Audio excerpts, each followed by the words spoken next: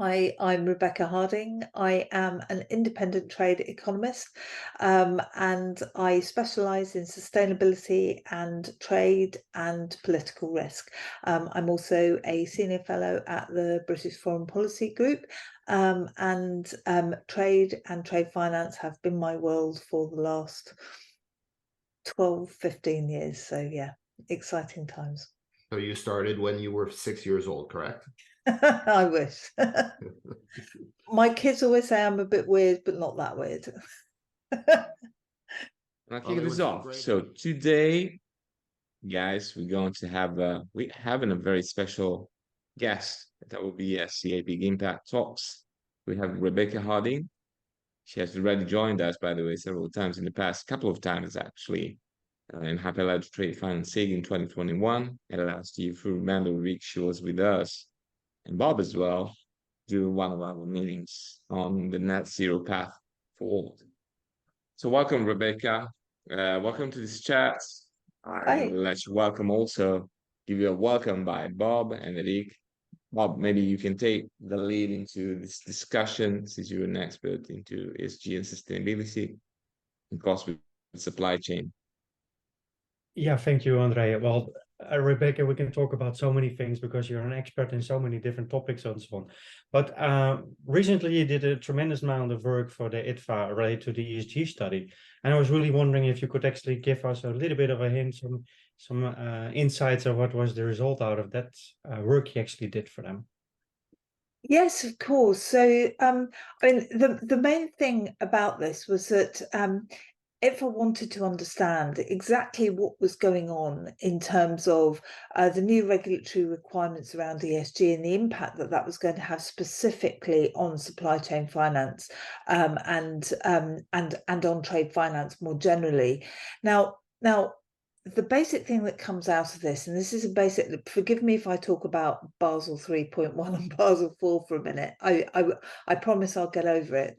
But it's important that everyone knows the context. So it's basically the case that everything within the capital frameworks, including trade products, are all treated exactly the same. So as a result of those very blunt reporting requirements, and nobody's particularly clear on what they have to be reporting or the methodologies that they have to calculate climate related financial risk, it means that we've got a backward-looking instrument, which is the regulatory system, but a problem in ESG, which is that it needs to be forward-looking. Because if banks are going to be able to manage that whole transition, they need to be able to price efficiently in order to encourage and incentivize transition. So that's not going on at the moment. In fact, everybody is looking back to shut the stable door, if you like, after a horse has bolted. But in the future, we need to be able to manage that transition. And we all know from temperatures across Europe at the moment, that's getting really urgent. We need this solution quickly. So we've got this kind of what we're calling a regulatory paradox going on, where everything is backward looking, but we need to be able to look forward. And that backward looking nature is actually stopping us from thinking about how to incentivize ESG in the future. And all of that actually has a number of unforeseen consequences, because what's happening, of course, is that there are weak incentives to fund the transition. Greenwashing, and this was a really big one for me, greenwashing is being replaced with something that everyone's calling green hushing. Now, before I started this work, green hushing was a completely new thing to me, never heard of it before. But what it is it's basically, if you've got a regulatory requirement that you report on something, you report what you know you can achieve, rather than setting a stretch target for yourself in order to avoid greenwashing accusations. So the framework at the moment is creating this green hushing dimension. And then the other thing that I know is very dear to your heart, Bob, things like it's going to widen the trade finance gap for SMEs, it'll widen the trade finance gap in Africa, it'll exclude projects which are focused on the S rather than the E, because things like a pit mine or something is going to have S consequences, creating jobs in emerging economies, but in the global north, let's call it, is actually something damaging. And then after that, the final thing that this is doing is it's creating a potential regulatory arbitrage as well. So because you've got better frameworks, for example, in the United States, i.e. nothing at all, and also big incentives like the Inflation Reduction Act to locate there, you've actually got a real risk that Europe will become uncompetitive because it's got more rigid regulations and more stringent requirements. So all in all, this regulatory paradox is having these massive unforeseen consequences, and the purpose of the report was really to look at what we need to do to address those. Wow, that's really actually quite interesting, and it's shocking at the same time, Yeah. because it has a really ESG in general and all the regulatory frameworks around it have a really good thought about it, that you want to make this transition possible to a much better world. And actually the consequences that's actually are doing a lot of damage. It's a reverse. Because Yeah. it's reverse actually. Yeah. Did you also then have a bit of a hint of how you could actually solve that paradox?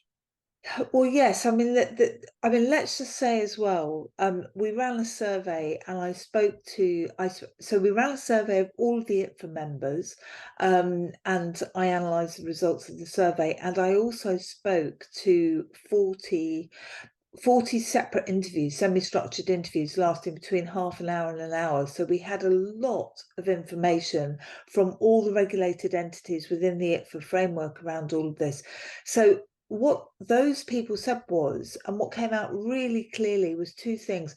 First of all, they desperately want to be able to do something that that is helping save the planet. I mean, you know, it's easy to say a bank isn't necessarily a saving the planet type organisation.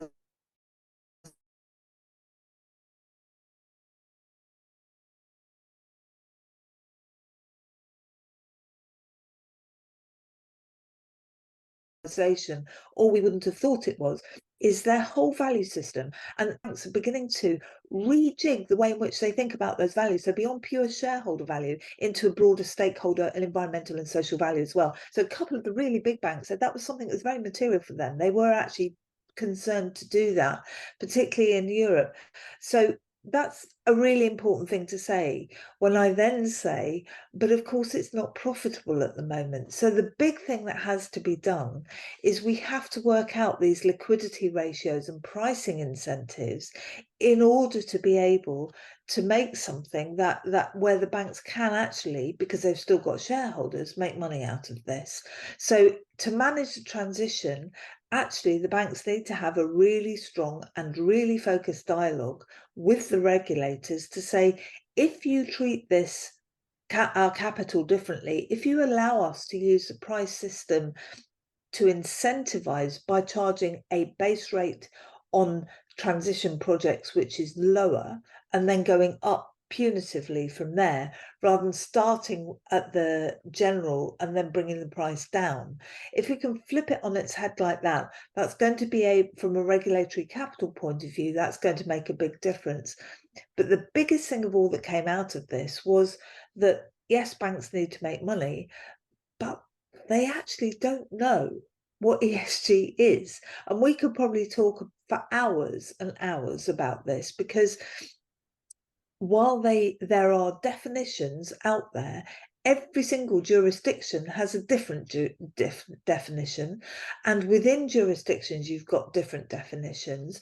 So actually the core thing is that the banks have said we need to have one central source which is responsible for speaking to the regulators globally, so that we begin to make all of these things consistent. Then we can start collecting data, then we can start doing the risk modeling, then we can start talking in a consistent and unified voice. So this was almost a wake-up call. Finally, after years of talking about this, the banks are getting together and saying we have to work together to get to the point where we're singing with the same we're singing the same tune to the regulators. Because if we don't, then the regulators are just going to go, well, we'll make it up, we'll have this here, and we'll just impose fines whenever we see any kinds of breaches, or when banks are seen not to be producing enough information or not doing the right modelling. And that's impossible for banks because it's just creating this perpetual uncertainty, which means that, again, the regulatory paradox will revert to business as usual because it's too expensive, takes too much time, etc. So the time's now, Bob. We've got to do it now. That really is the biggest thing that came out of it. And we've got to speak with one voice and have a cogent approach to the regulators. And if I'm not mistaken, we're seeing the same thing in the banking industry in general, where they're adopting a more unified voice, right? I think was it ISO 20022 around data quality and the way that they share information. We're seeing that unification of a way of doing business. Exactly, and I think what people in banks are beginning to realize, and it applies very much to that as well, is the multitude of standards that are out there across banking in general means that the banks themselves have to work harder to define what those standards are and when they can actually participate in them. And the fact that speaking with a single voice on a pre-competitive basis and potentially even sharing data, which of course makes technology very exciting, potentially doing all of that means that the industry can speak with a much stronger voice. Now, that's not to say they haven't already done that. We've had the trade register out there for years. We've had the ICC doing some very brilliant work around all of this as well. We've got ITFA doing it. We've got BAF doing it. But again, the issue is to bring everyone together to create a cross-industry and cross-representational body sense of one thing: how do we communicate with regulators? And that's the bit that's a missing piece of the jigsaw. It actually rings a bell to me almost, because if you think about trade in general, everybody's always talking like, oh, we need standards, but there are a tremendous amount of standards out there, but we still don't use one standard to actually talk about the same thing in all. Now we have a related topic in a way. Yeah. A little bit of different audience, but we have the same issue. Yeah. It's exactly the same issue, and it is global. It has to be global because the problem is that banking operates on a global basis. Whether we talk about, and I could bore for England on the subject of geopolitics, but whether we're talking about deglobalization, all this type of stuff, whether we're talking about that or not, actually the material fact is that banks operate on an international basis, always have done, always will do.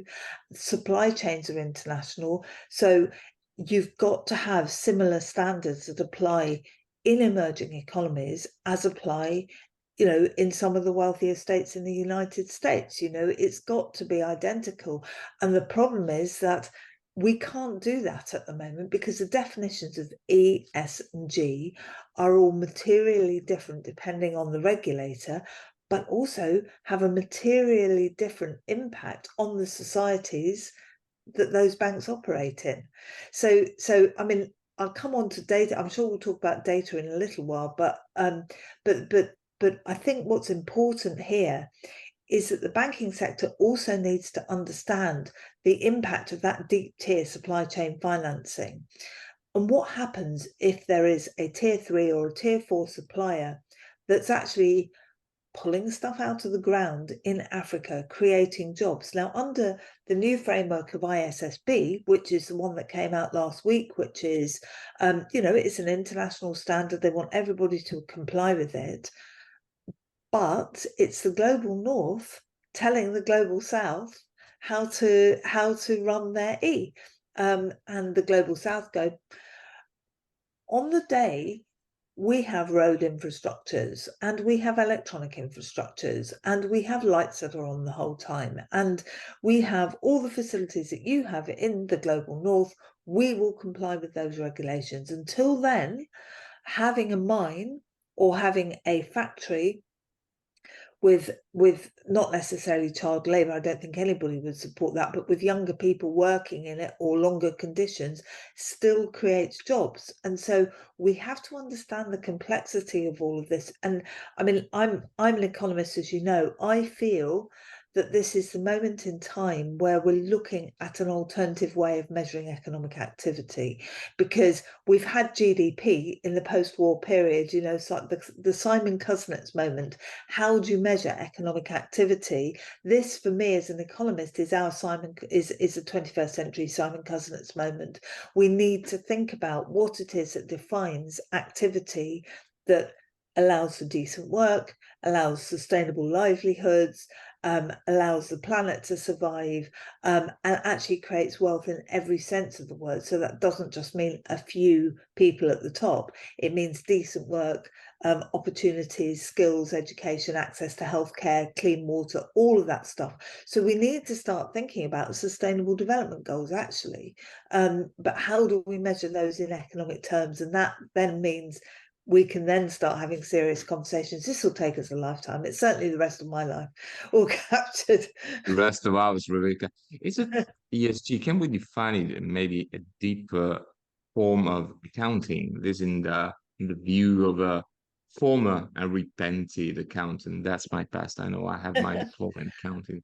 I know it doesn't look, I don't look like that, but Well, it's all right. I like to pretend I don't look like an economist, and you know, accountants and economists are similarly dull individuals. I'm guessing we've escaped that. We've escaped that mold, Andrea. So yes is the answer to that. We have to, because and this is the idea of this audit council that ITFA have said that they want to set up. It's to create those audit standards so that Bank A can compare itself with Bank B in terms of how it's auditing against a common standard, how it's performing against a common standard, because you can do that with capital. You know, and with financial statements, there are standardized international ways of accounting for, you know, your capital requirements, your cash flow, your profitability, etc., etc. So you know, for example, what an EBITDA is, and that's a measure of financial health, and You don't have that in ESG. That's absolutely the point that we need to get to, where everybody has a common standard. Now, in order to get to that common audit standard and common accounting standard, we need to think about what types of data are most collectible, meaningful, material, etc. And one of the problems with the regulations at the moment is, for example, in the UK, or what's emerging through the ISSB in the US, is it's focused entirely on backward-looking and risk management processes. If you look at what's happening in Europe through the EBA and through the EU taxonomy and SFDR, it's got this concept of double materiality in it.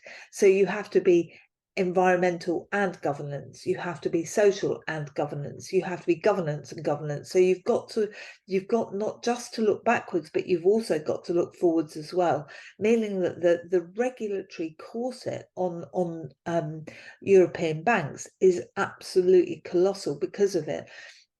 And we have to get to the point where, you know, actually, if I say I have spent X amount on my ESG function, and another bank says they've spent Y amount, that is comparing like with like, because at the moment we don't have that. We don't have that at all. I really like your concept of, you know, backwards looking, so constructive criticism, you know, looking at what we've done, and the forward looking, which is the continuous improvement aspect of things, right?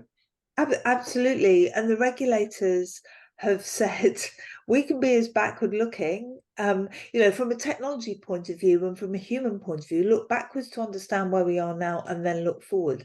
But from a regulatory point of view, and this is where the paradox is coming in, from a regulatory point of view, what you've got is looking backwards and saying, right, that's enough, because we want to be able to manage risk in the future, so we can measure climate related financial risk over the next year or the next 5 years, but we don't need to go any further than that, because all we're doing is looking at measuring and mitigating those risks that have occurred in the past. What the banks want to do is say, we know those risks have occurred in the past, so we can put together capital ratios to make sure that doesn't happen again, and, you know, go through all those stress tests. But as a human inside a bank, I go, I want to solve the problems of the planet. You know, I want to be able to create structures where I'm going to be able to solve those problems, and it becomes a much more difficult problem to solve because the regulator's going, well, you might want to do that, you pay for it then. Our job is to make sure that the financial system doesn't collapse. And not to solve the problem of the climate.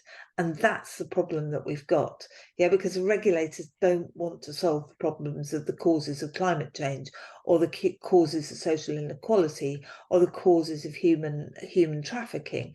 They just want to make sure that the financial system doesn't collapse. That's their job. And so they're passing all of that responsibility onto banks, and banks are going, but we're not sociologists, we're not technology experts, we're not economists. We've got people who have those skills, but we're not those as a specialist. We're bankers. So how do we start thinking about all of that? And it has to be an ecosystem, and it has to be everybody together. So that's where the challenge is, and it has to incorporate technology, it has to incorporate insurance, it has to incorporate the whole trade finance ecosystem. As I said earlier, it's massive. It is massive, and you pointed out the right term, because we discussed several times about the age difference between platforms and ecosystems, and you pointed out also technology aspects of it. What could be done next to create this trade finance ecosystem? Because as a former trade finance specialist within corporates, I was often exposed to kind of topics. It was not only about accounting, about financial statement. It was much more than this when you had to set up a payment facility. So you were required to provide a massive amount of data that has nothing to do with finance. Right in the past, 10 years in time. So what could be done? How can we set up an ecosystem, both from a technological point of view, economic, in a holistic way, Rebecca? So, number one, this has to be seen as the same challenge by everybody. Okay, so it has to be pre-competitive, because if we start saying we are more competitive than you in this space, we create these imperfect markets. You know, as an economist, I go, well, people keep coming.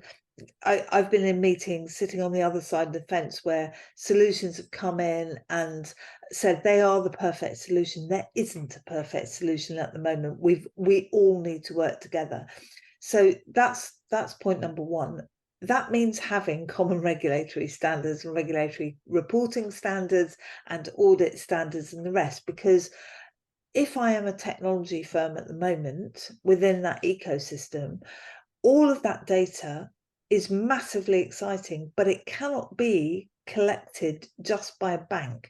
It's got to be collected using big data, data aggregation, etc., etc. I mean, if you think about the size of the challenge, I am being told as a European bank that I have to manage and mitigate climate change, and that I have to manage and mitigate biodiversity. Those two things alone, right? Take out absolutely everything else that I might have to do. How on earth do I measure biodiversity?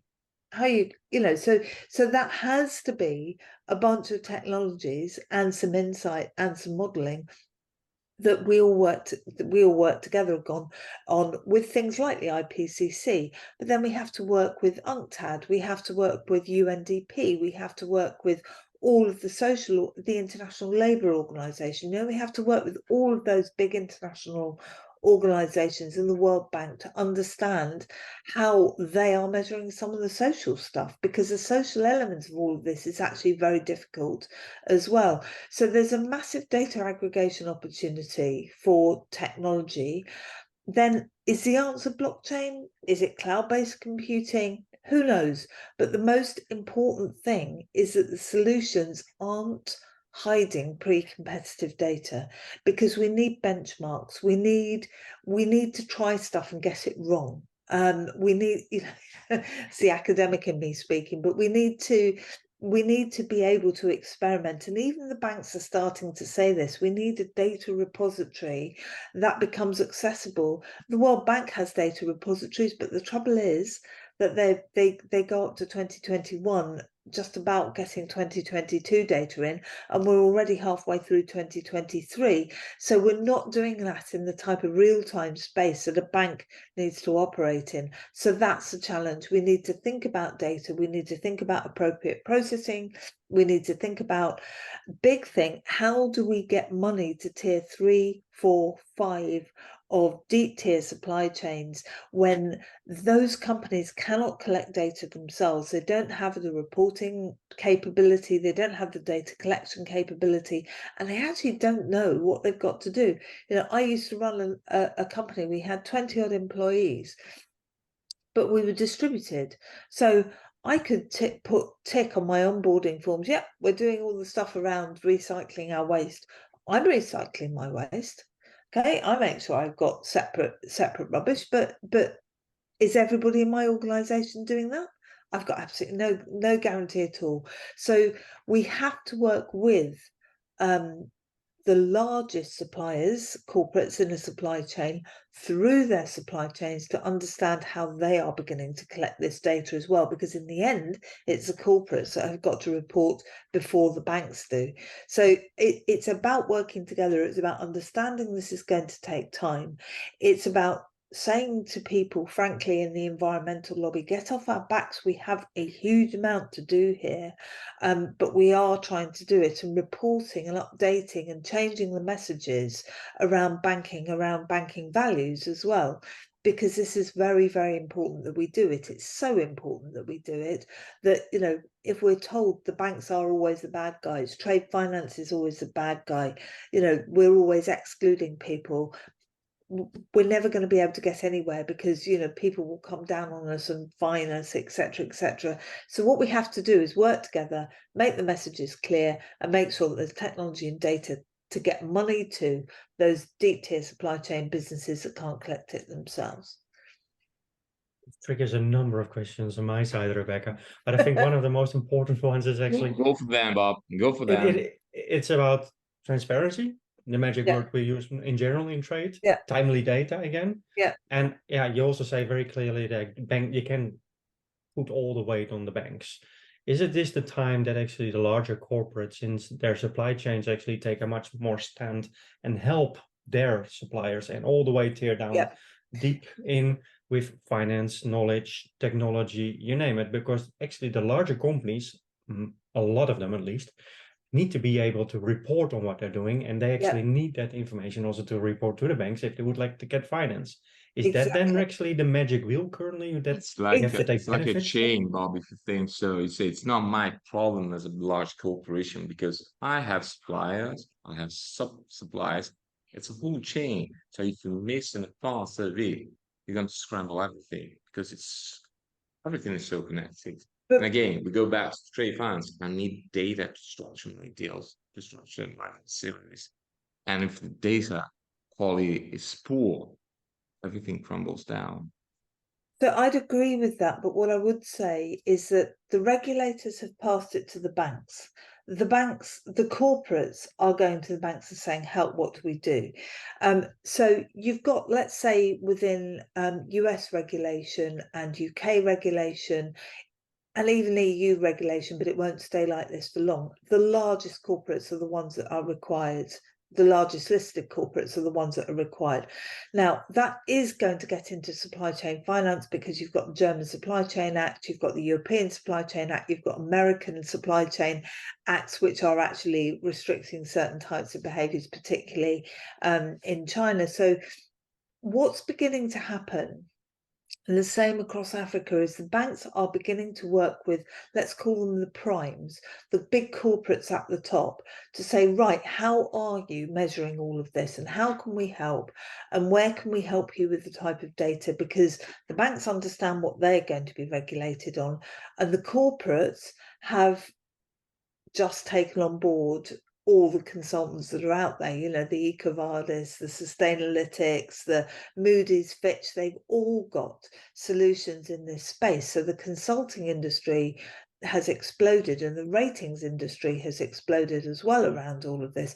But the problem is, this goes back to the point I was making about inconsistent information, because each of the ratings agencies has a different outcome, because each of the ratings agencies has a different methodology. So so you can choose to have a Fitch rating, but it'll be different to a Moody's rating. And the regulators are going, right, now we're going to start regulating. If you're going to provide a score, and you're going to put yourself out there as somebody providing a score, you then need to be regulated yourselves. So we're going to come down on the risk scoring companies as well, the ESG measuring businesses. So the whole thing at the moment is absolutely dependent on that very close relationship between the corporate and the bank. And that actually means, and I saw this as I was interviewing people for the research, that actually means the bank themselves, particularly around the S, and you're seeing this in emerging markets, seeing it a lot in Africa, but you're also seeing it in the Nordic countries as well, where the banks are going, okay, we're going to sit down with you, large organisation, who are your tier 1 suppliers? Who are your tier 2 suppliers? How do we work with them? What requirement measurements do you have from them in order to be able to measure, let's say, your scope 3 carbon emissions? Because that's where the majority of your emissions are going to be. And we are at the beginning of a journey here. And again, I go back to the point, if we are patient about this, and we understand we're at the beginning of a journey, then anything's possible. If the regulators go, yeah, but from 2027, we're actually going to start fining you because you're not doing it properly. Or governments go, but we're going to tighten the climate change criteria post COP28 because that gives us headlines and votes and things.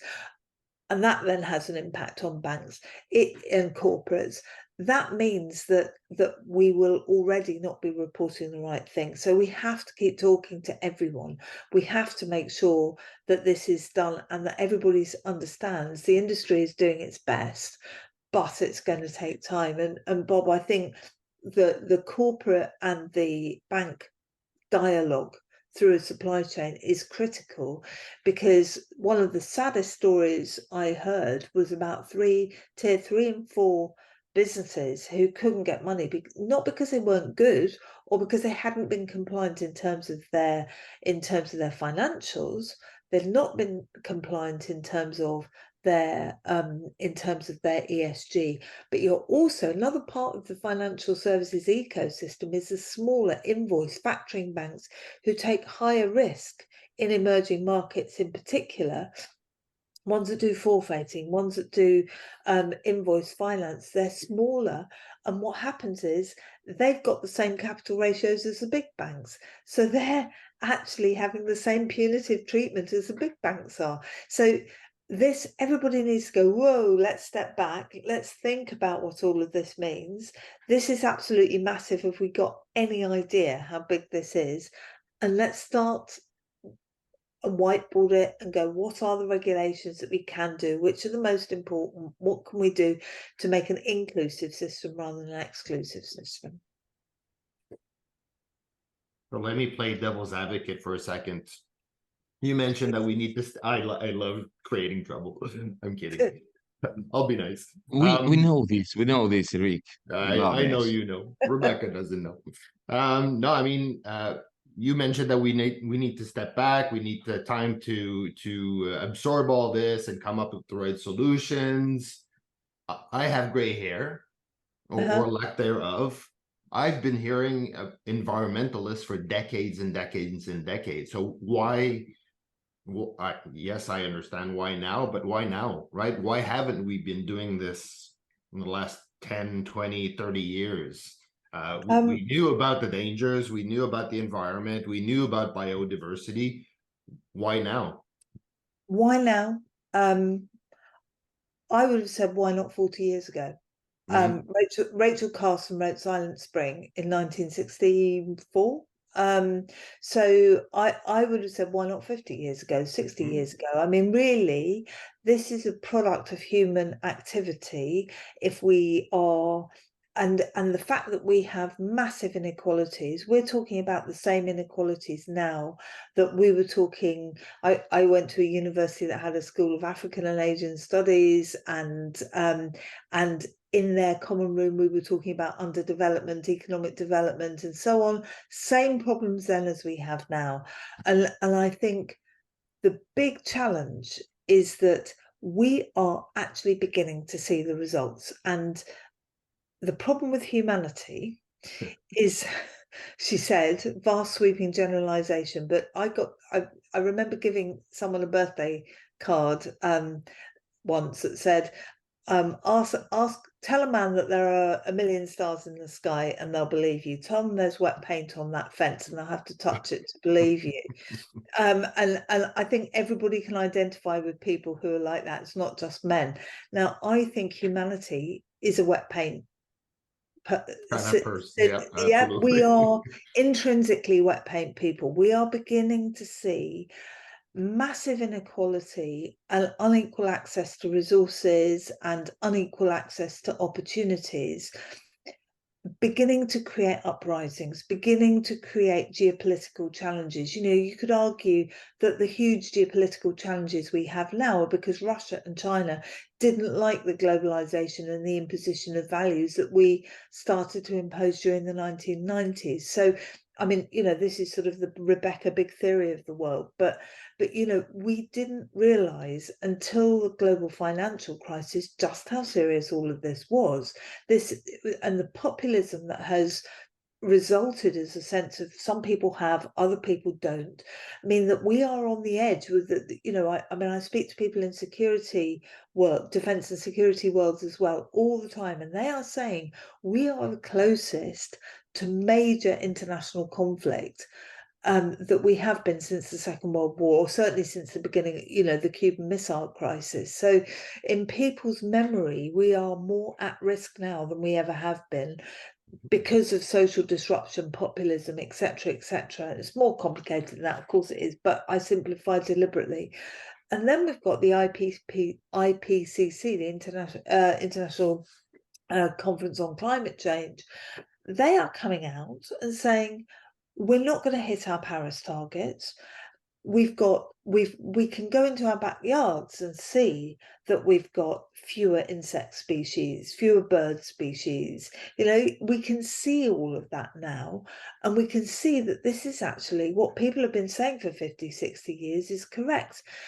Now, I'm definitely not going to get political because I would never do a thing like that, but you know, based on the fact that this is a pressing concern, politicians at the moment are not elected on the basis of what they do for society and the environment. You know, it's always the economy, stupid, but the economy, the fundamental nature of global economics is changing. And as I said earlier, it's about measuring different things. We've had a huge technological shift, which has brought us together and thrown us apart as a species as well. You know, we can communicate. Well, I hope everyone's got their Threads account by now. And, you know, we can communicate on social media all the time.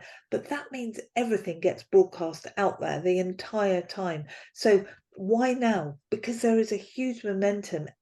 There are regulations coming in. The banks have got to do it, and corporates have got to do it. And what we have to do is use that momentum to avoid greenwashing and make sure it's a real conversation and a real change.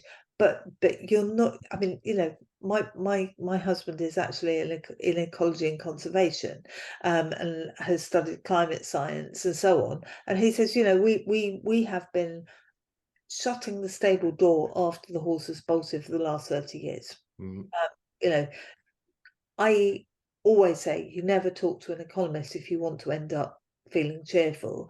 Never, ever, ever talk to a climate specialist if you want to feel cheerful, because I remember saying to him probably 20 years ago, how on earth do you live with yourself knowing that the climate and the planet is actually not going in the right direction? And he said, well, you just have to get on with life. But I think we all know this is a huge problem. A younger generation coming through quite rightly is saying we can't live like this anymore. I think your going back husband to is your wet definitely, paint analogy, absolutely. yeah. And I agree with your husband. I remember talking to a friend of mine, Kiliganari, actually, who is an environmentalist, a law engineer. He said it's no longer a matter of if we want it, it's rather a matter of how bad do we want this to be. Yeah. And we've seen it, by the way, living in Italy, you see it very clearly. You see you exposed to deep mutations in climate. You see Florence is said to have the same climate as Tunis, we're not having winters any longer.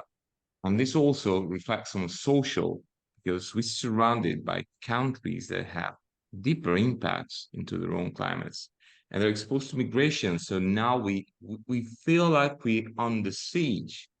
And in some ways we are under siege, because all those populations, they can no longer live in the places they were born in. And it's a global problem again, because at scale, it's gonna be our turn. So I mean, you were saying, Rebecca, it's a long process, but it looks like we don't have so much time now. How to consider two things? It's like two extreme that go the opposite direction. So, I mean, I'll agree with absolutely everything you've just said. And I think the most important thing with that is actually as well that that if you look at emerging economies and migration, you are seeing a 70% increase in the numbers of people who are migrating because of climate issues. So that is absolutely huge as well. That's absolutely massive. So you know, climate is becoming a really big concern across the whole piece. Now, urgently, what do we do? This is going to sound really, really, really reductionist because the size of the problem is so huge. So what I'm going to say is we talk to each other and to regulators and we say, this is going to take a long time. You've set us regulatory targets for reporting for 2027. We can hit those targets, but will you also understand that in order to be able to create a transition, we also by 2027 need to have liquidity ratios that allow us to fund transition projects in a meaningful way, because otherwise we will just revert to business as usual. And because the banking system is so, this sounds stupid, but so systemic to the global economy, because banks and trade finance constitute something in the region of 20 trillion US dollars based on the value of trade last year. That is actually a massive resource that is there to be made available. Now, at the moment, $1 in every 5 of that contributes positively. And this is work that I did a year or so ago. Only $1 in every 5 of that contributes positively towards sustainable development goals. If we could just switch to $2, think of the difference that would make. It would be transformational. Now, the regulators and governments and international agencies and corporates and everybody needs to address this as the number one, almost existential question, because it is existential. So social change, societal change, technological change, social inequality. We've seen it with geopolitics. We're all desperately depressed about the climate, desperately depressed about war. And you know, you only have to pick up a newspaper, listen to the news, go to a pub, and most people are pretty miserable underneath it all because they've got no control over all of this stuff. That's a real problem. This is one small way that we can start to shift the debate. And I'm proud to be working with banks who actually want to help shift that dial and to want to do it. Because you wouldn't expect it to start in the banking sector. You'd expect it to start with climate activists. If it starts in the banking sector, that should make us really proud. Agree with you, but I think, I mean, referring also to the fact that's been going on in Florence, maybe you heard about them, of some activists. Maybe it's time not to point out against those facts. Maybe it's time to listen more openly to those facts. It hurts because when you see Palazzo Vecchio being spotted, it's work of art in Yeah. Treaty Valley. Hey, you're not going to listen for decades. So listen to us as well. Starts Yep. from the bank, correct? Corporates, large corporates, but also, again, it's a matter of collaboration, as you said perfectly, or that it's chat. And listening is an important part of collaboration. Exactly. Listening is a hugely important part of it. And It's fundamental. yeah, Being I've able done to a lot listen. of listening over the last few months to banks and the pain points. I said to someone while I was going through this process, I felt like an ESG agony aunt through all of this. And the reason why is because the banks want to do something and they can't. It's very, very difficult given the structures at the moment. And they are getting a lot of stick. I think that what we actually need to do is communicate, get people in, understand the challenges of us or to us, that a younger generation of people will come along and say, what is it that corporates do? How can we change all of those things? And I mean, you know, you've seen some big corporates like Shell in the news recently about their sustainability stance. And, you know, this is about transition. The other problem that we've got with all of this, and I'm just chucking it out there, but again, as an economist, this is going to be hugely inflationary. It's not going to be cheap to do because we have to transition our whole way of doing things. Now, that might offer an opportunity. In fact, it does offer an opportunity to a lot of emerging economies, but we have to make sure we do it in a way that brings society up globally rather than represses those parts of the world. So this has to be a global conversation. And, you know, COP28 has to start this conversation. And I think starting from trade, because that's seen as a mechanism for global economic development, not global economic growth necessarily, but global economic development, that's where we need to start. Development, for fair Prime enough. Minister. And not only economic development, because also the social development goals are there. And trade has Absolutely. been clearly showing that it really helps. And also, Exactly. I think we have to, I think, advocate much more of what you could achieve with the help of trade, as well as the mindset that we, if I may speak for myself in the Western world, if I would like to have a nice polo like this, sorry, you can't get it for $1. You have to pay a real price for it. So you Exactly. really also help the people where they are involved with from the origin of the polo in itself. Exactly. But at the same time, I feel that if we're now talking also about sustainable finance, it is part of the transition, so to say, but it's still keeping a little bit the consensus over right now and not making it worse. Shouldn't we actually also start focusing more on regenerative finance? So really start making the world much better also. Not only the development goals, also but from a larger, broader perspective, and also going back to the word biodiversity, for instance. Agree completely. I mean, my ambition, as we've seen with, you know, things like equality and so on, they become part and parcel of everything we do. We should not have sustainability as green bonds or green loans, sustainable finance bunkered into a corner of a bank. It ought to be everything across a bank. It ought to be everything that the investment sector does. We should not, we seriously should not be having these conversations about reducing shareholder value because we've got stakeholder value or climate value or ESG value. We need to think about this in a completely different way. And I'd say this to the sort of ESG skeptics out there, because there are a lot of ESG skeptics out there, and unfortunately they have a very loud voice. And you know, this isn't a California versus Florida statement, but they're very high up in political circles and very high up in investment houses as well.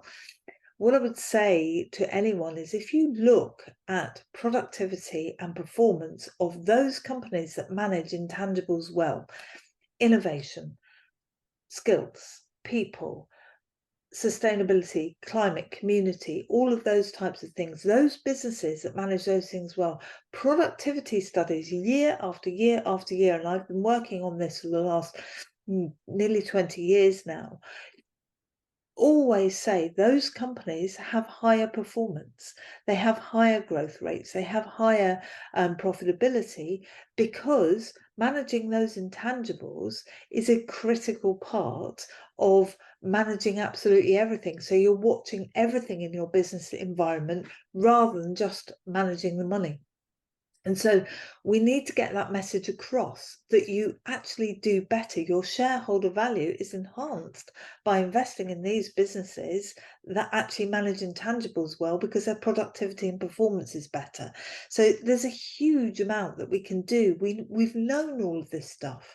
You know, to your point, Eric, we've known all of this productivity stuff for 20 years. I mean, and it was going on before I started looking at it. So it's stuff that we've known for years and years and years. Let's get all of those messages out together in a combined way, because it's important that we do. It's not just important, it's existential. I mean, you know, this is probably our extinction of the dinosaur moment. I particularly feel this. I was accused recently of wokeism, saying one of my posts, but I take it as a compliment anyway. Rebecca, you've been talking about often in this chat about ESG, Sustainable Development Goals. I see sometimes it's quite a little confusion about used terms. Can you articulate a little and clarify the differences, if any, between these two concepts and how they can interact into a trade and development space? Sure. So if I take ESG first, E is environmental stuff, and basically it's net zero targets. The way it's being configured by regulators is net zero targets. S is social. It's being measured in Europe. It's not being measured except through human rights abuses. So you know, but that's a very difficult thing to measure. But that's the only way in which it's being configured. It's not thinking about other things to do with S. And in Canada, anti-child slave labor regulations just came into effect. Yeah. Okay, fair enough. But G is about governance, and it's about management, and it's about mitigation. So that's the E, the S, and the G. But to keep things simple, ESG is very often conflated with one thing, which is net zero and climate change mitigation. So the more complicated nature of E, S, and G is left on one side, the ISSB, and it really is like alphabet soup out there. But the International Sustainability Standards Board has just come out with a document. It has got child labour in there, it has got other things, but it said, actually, for the time being, we're only going to be tough on climate change stuff. We're only going to be tough on scope 3 and things like that. So again, it's a focus on climate largely is how it's being generalized. If you go to somewhere like Africa, or I mean, particularly Africa, because I've interviewed a lot of African banks around this, but it's emerging economies more generally, then they are more interested in the Sustainable Development Goals. Why? Because economic development isn't just about economic growth. It's about opportunities. It's about decent work. It's about addressing child labour. It's about having access to clean water. It's about having clean energy. It's about having access to schools and healthcare and infrastructures to get you from A to B, transport infrastructures and so on. And those are sustainable development goals. There are 17 of them. Having decent institutions is another one. Having economics is actually only one. The economic aspects and job creation is only one of the Sustainable Development Goals.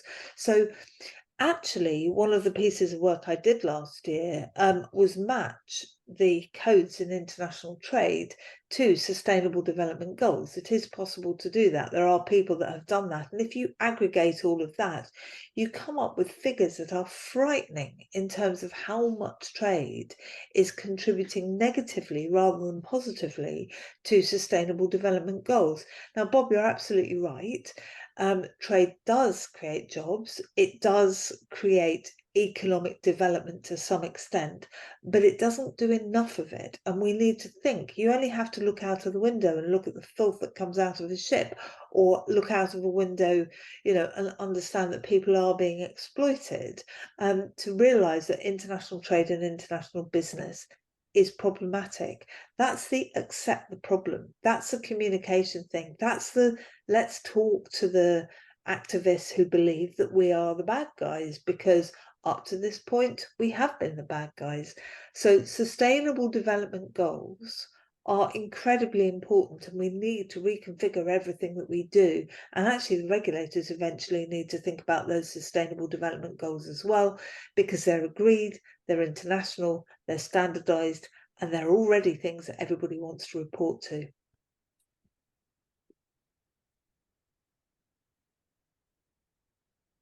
It's a very good point.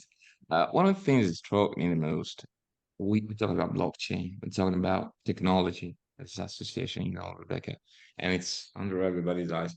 First thing you said, no matter what technology is being used, cloud technology, blockchain technology, it's rather collaboration, maybe, Yeah. especially in trade between Yeah. technology, that's going to win in the end.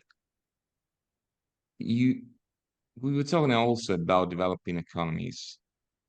If you don't fill in the gap, in my view, from an infrastructural point of view, you never reach the goals you aim for, because especially on the development side, there has to be balance for paperless trade to happen, for sustainable trade to happen. It's north of the world trading with the south of the world.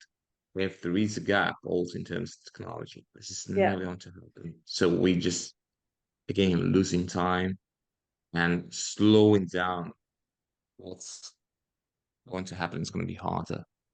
I think you're absolutely right. And there's, again, I mean, the amounts of money involved in all of this, and while there are shortages, this is why I say it's going to be inflationary. But the amounts of money that are involved in building the technology infrastructure to make this happen are colossal. You look at the amount of money that would need to go into Africa to build a decent digital infrastructure. But then if you look at the benefits that it would create, and I did some work on that last year, you look at the amount of money that could be created, the amount of additional trade, and the reduction in costs. It's talking 80–90% reduction in costs across the continent of Africa by introducing sort of single windows and digital transferable records and all of this stuff, because and it would actually be very ESG compatible. And the reason why is because at the moment you've got traders in soft commodities. A lot of them are women. They get to the border, they can't fill in all the forms because there are low literacy levels, and so their produce goes off in their baskets while they're there corruption. Exactly, corruption as well, which often leads to, you know, gender issues as well. So you've got a lot of challenges which are caused from the fact that the infrastructure isn't there.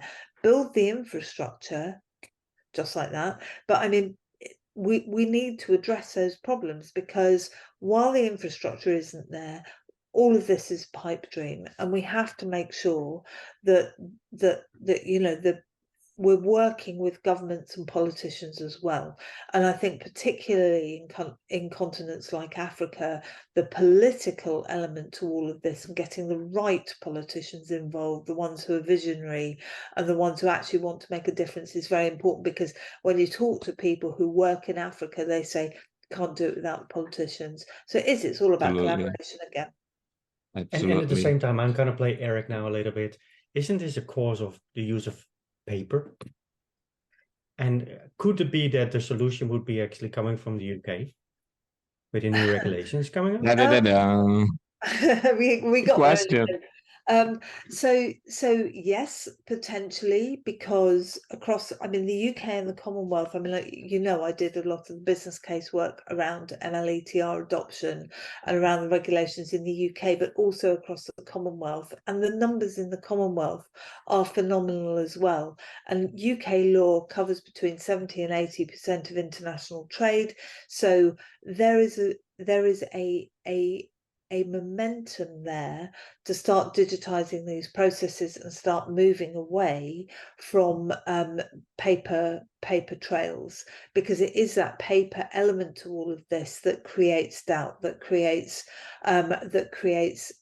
complexity, and also delays absolutely everything. And we're also having to chop down trees to create the paper trail in the first place. But I would argue that if we can start to use those digital systems that will evolve as a result of the MLETR adoption, that and you know, we should move ahead with that quickly. We have the legal frameworks to do it now.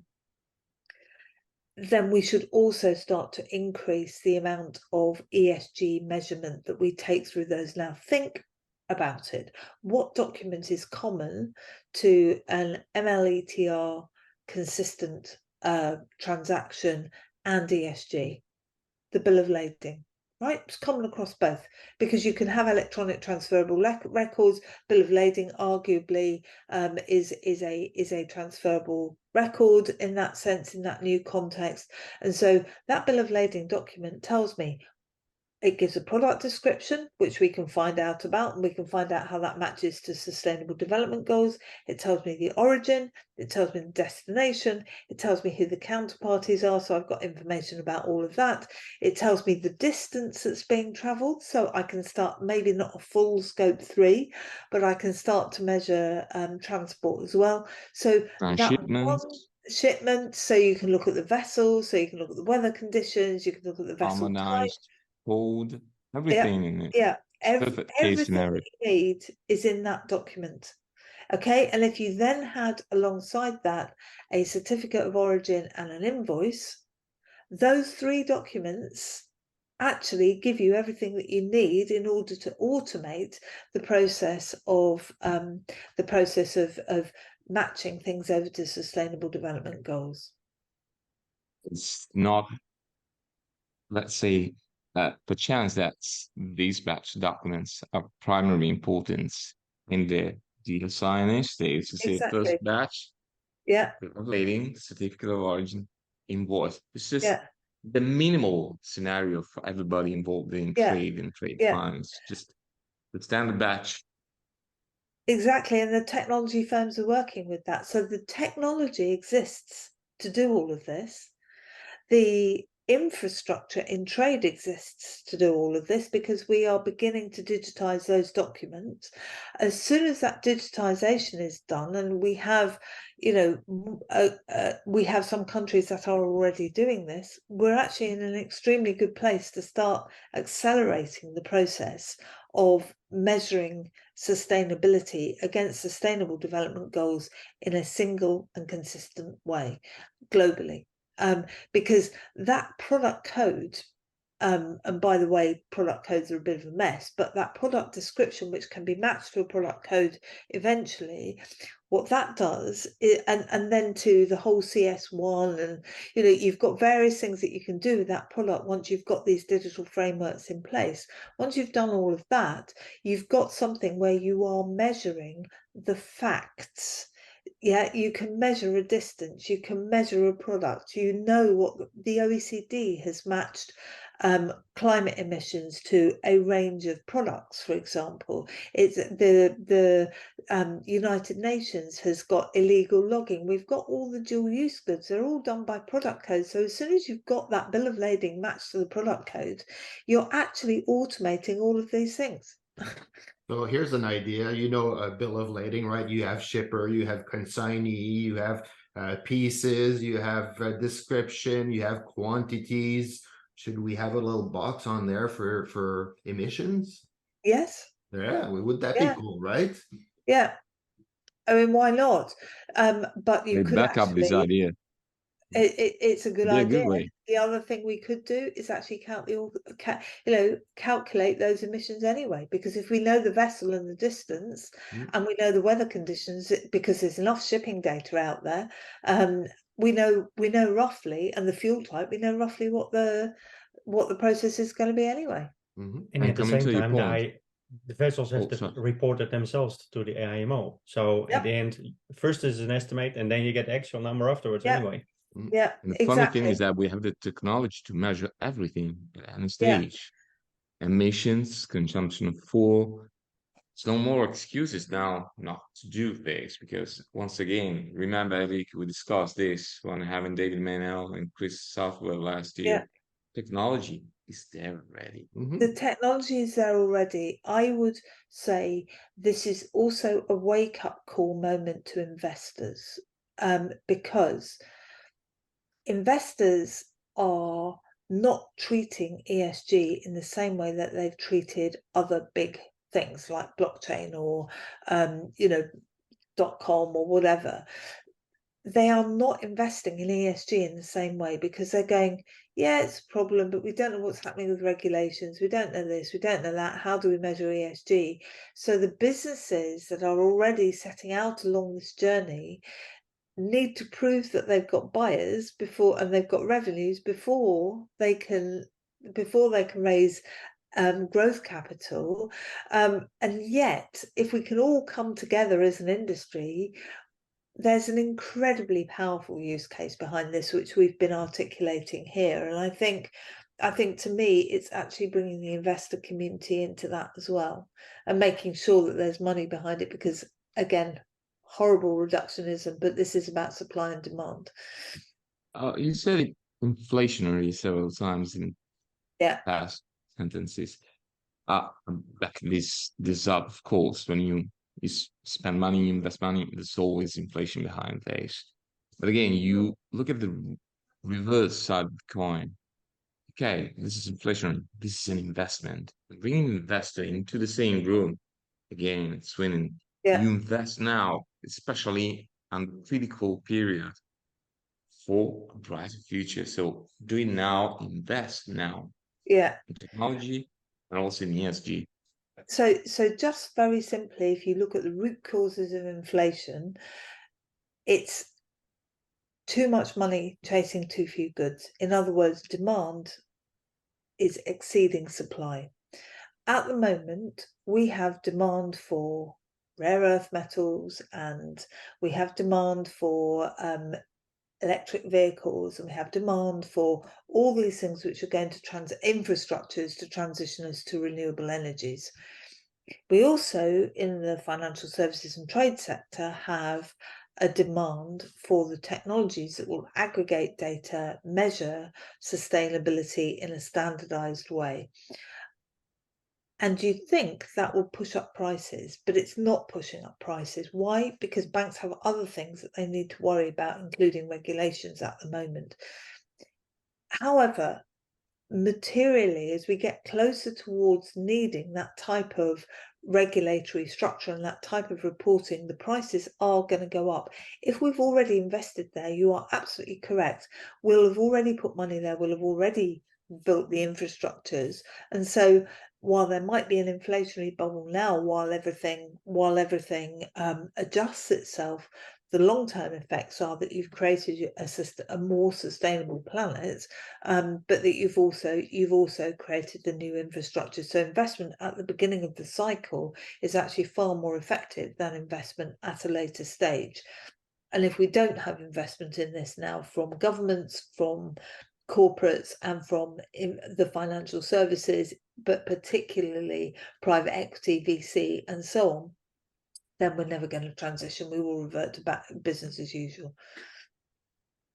Actually, I see this the same as innovation. And in innovation, you actually have an ecosystem of several players, which are very important to be successful.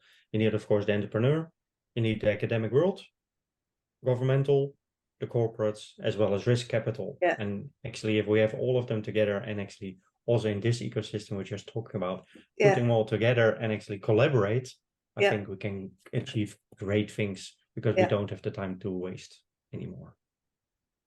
Excellent point, well made. Well, it was great having you on, Rebecca. Thank you very much. I follow you Thank you from so afar much. on LinkedIn, especially. So I always appreciate your presence here. And Thank you. keep up the great work. Thank you very much. Thank you I so can much, Rebecca, for being with us. Exactly.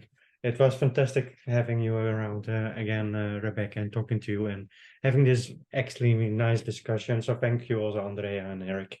It was lovely again, because it is a topic I think very dear to all our hearts, so we can talk for ages, and there's so many things happening. So hopefully all of this, what we do together, actually helps others also to recognize it and to start acting on it. We're talking you very about much. it. That's a good step.